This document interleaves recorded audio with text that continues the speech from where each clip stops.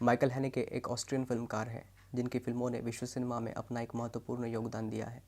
हैनेके की फिल्मों का प्रमुख उद्देश्य दर्शक को बौद्धिक स्तर पर सशक्त बनाना है।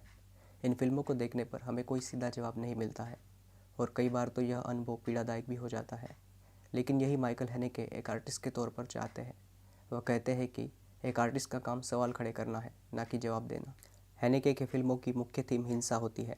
उनकी ज़्यादातर रचनाओं में हमें हिंसा का विश्लेषण नज़र आता है। यह हिंसा केवल शारीरिक मानसिक ही नहीं, वह भावनात्मक भी है। कैश 2005 में आई उनकी फ्रेंच फिल्म है। यह कहानी है पेरिस में रहने वाले एक उच्च मध्यम वर्गीय परिवार की, जिन्हें उनके दरवाजे पर कुछ वीडियो टेप्स मिलती है, जिससे उन्हें पता चलता है कि कोई उन पर निगरानी रखे हुए है। इस परिवार में 3 सदस्य हैं, जॉर्ज, उनकी पत्नी एन और बेटा पियरेट। शुरुआत में जॉर्ज और एन को लगता है कि उनके बेटे का कोई दोस्त उनके साथ मस्करी कर रहा है, लेकिन जब इन टेप्स के साथ कुछ विचित्र ड्राइंग्स प्राप्त होते हैं, तब जॉर्ज और एन इस पूरे प्रकरण को गंभीरता से लेने लगते हैं।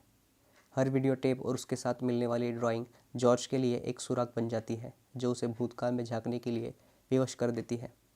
वह एन से अपने पिछले जीवन काल में घटी घटनाओं के बारे में कुछ छुपाता रहता है। टेप के साथ मिली एक ड्राइंग के आधार पर जॉर्ज को लगने लगता है कि इन सब के पीछे माजिद का हाथ होगा। माजिद उसके जीवन का एक बेहद महत्वपूर्ण पहलू है। होता यूँ है कि बचपन में जॉर्ज जिस घर में रहता है, वहाँ उसके माता पिता के लिए एक अल्जीरियन दंपति काम करते रहता है। उनका एक बेटा है जिसका नाम माजिद होता है। फ्रांस के पेरिस शहर में प्रदर्शन के दौरान हुए हत्याकांड में लगभग 200 अल्जीरियन लोग मारे जाते हैं, जिसमें शायद माजिद के माता पिता भी शामिल होते हैं, जो कभी वापस लौट कर नहीं आते हैं। अपने आप को इस घटना का दोषी मानते हुए जॉर्ज के माता पिता अनाथ माजिद को गोद लेने का निर्णय लेते हैं। जॉर्ज को माजिद बिल्कुल भी पसंद नहीं होता है। वह उस समय 6 साल का होता है और उसे माजिद के साथ अपना कमरा शेयर करना पड़ता है, जो उसके लिए बेहद तकलीफदायी होता है। इसलिए वह माजिद के बारे में अपने माता पिता को झूठी बातें बताने लगता है। जैसे वह कहता है कि उसने माजिद के मुंह से खांसते हुए खून निकलते देखा है।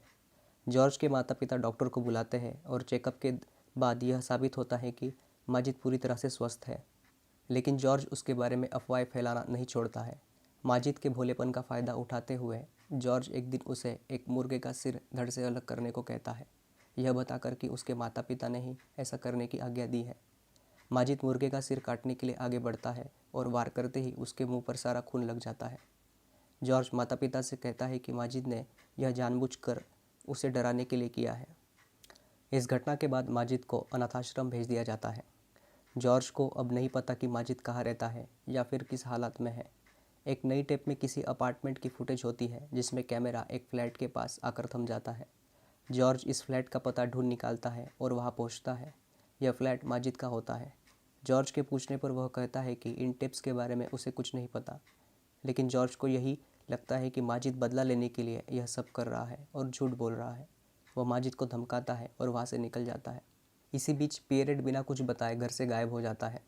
जब कहीं पर भी उसका पता नहीं चलता है, तो जॉर्ज सीधे शक लेते हुए पुलिस को लेकर माजिद के फ्लैट में पहुँचता है, जहाँ उन्हें माजिद और उसका बेटा दोनों मिलते हैं। दोनों ही इस घटना के बारे में कुछ भी जानने से इनकार करते हैं और कोई सबूत न होने की वजह से पुलिस को उन्हें छोड़ना पड़ता है। 2 दिन बाद पियरेट घर वापस आ जाता है। जब एन उसे पूछती है कि वह क्यों चला गया या क्या कर रहा था, तो पियरेट गुस्सेल अंदाज में कुछ भी बताने से मुंह फेर लेता है। दरअसल वो एन और उनके परिवार के करीबी दोस्त के रिश्ते से खफा होता है। उसे लगता है कि एन और उनके दोस्त के बीच अफेयर चल रहा है। एन इस पूरे किस्से को बेबुनियाद बताते हुए नकारती है। माजिद जॉर्ज को फ़ोन से संपर्क कर अपने फ्लैट पे बुलाता है और उसके सामने आत्महत्या करता है।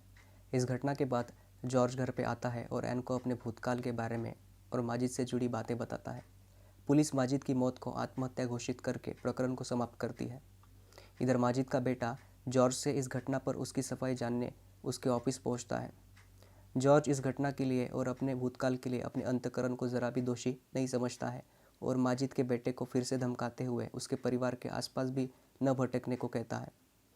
फिल्म के आखिरी सीन में माजिद का बेटा जॉर्ज के बेटे पियरेट से कॉलेज के मुख्य द्वार पर कई बच्चों के बीच मिलता है। हमें दर्शक के तौर पर कुछ भी सुनाई नहीं देता है और फिल्म खत्म हो जाती है। तो वह सारे टिप्स किसने भेजे थे? माजिद ने, माजिद के बेटे ने, या जॉर्ज के बेटे पियरेट और माजिद के बेटे ने मिलकर इस काम को अंजाम दिया? शायद हो सकता है और नहीं भी। यह तो बस एक सुराग है जिसके सहारे फिल्म के निर्देशक दर्शक को कहानी के किरदारों की निजी ज़िंदगी में गहनता से झांकने को मजबूर करना चाहते हैं। वैसे ही जैसे यह सभी किरदार अपनी ज़िंदगी, रिश्तों और अपने भूतकाल को टटोलने लगते हैं। मुझे लगता है कैश फिल्म के माध्यम से हैनेके ने समाज के ऐसे तबके को प्रकाश में लाने का प्रयास किया है जो खुद को सुरक्षित महसूस तो करता है लेकिन वह असलियत में है नहीं। वह वीडियो टिप्स किसने भेजी थी, क्यों भेजी थी, यह तो असली सवाल ही नहीं है। फ्रांस के पेरिस शहर में 17 अक्टूबर 1961 को हुई एक ऐतिहासिक घटना का आधार हैनेके ने इस फिल्म में लिया है जिसे पेरिस मसार्क के नाम से जाना जाता है। इस घटना के साथ फिल्म की कहानी का अगर गहराई से विश्लेषण करें तो जॉर्ज इस किरदार का उपयोग एक रूपक यानी कि मेटाफोर के रूप में किया गया है जो फ्रांस का प्रतिनिधित्व करता है, वही माजिद का किरदार अल्जीरिया का। बड़ी चतुराई और सूक्ष्मता से हैनेके ने फ्रांस के इतिहास की इन दो किरदारों और उनकी निजी ज़िंदगी से जुड़े पहलुओं के जरिए समीक्षा की है। जॉर्ज का अपने बचपन में की हुई गलतियों को नकारते हुए अपने अंतःकरण में झांकने से पूरी तरह इनकार करना वैसा ही है जैसे कि फ्रांस का अल्जीरिया के खिलाफ की गई सभी चीज़ों को नज़रअंदाज करते हुए दबा देना और केवल एक बेबुनियाद झूठ की वजह से माजिद को एक अच्छे जीवन और भविष्य से वंचित होकर मायूसी और मानसिक तनाव में ज़िंदगी बिताने पर मजबूर होना। यह दर्शाता है कि भूतकाल में हुए एक हादसे का अल्जीरिया पे किस प्रकार असर हुआ होगा। इन सब जानकारियों के बावजूद यह फिल्म हर नए दर्शक के लिए एक पहेली ही रहेगी और यही इस फिल्म की सबसे बड़ी उपलब्धि है।